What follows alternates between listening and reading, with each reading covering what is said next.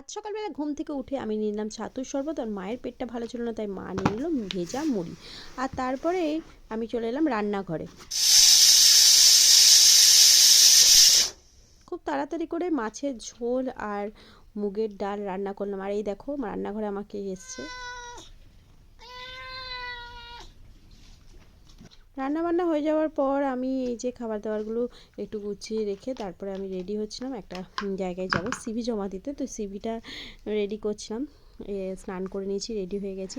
তারপরে CV ready করে তার খামের মধ্যে ঢুকিয়ে বেরিয়ে পড়লাম আমি। বাইরে রোদে এতটাই গরম লেগে গেলো, তো একটা মিষ্টির দোকানে গেলাম। সেখানে মিষ্টি খেতে একদম ভালো লাগছিলো, মনে করলাম একটু ঠান্ডা ঠান্ডা দই খাবো।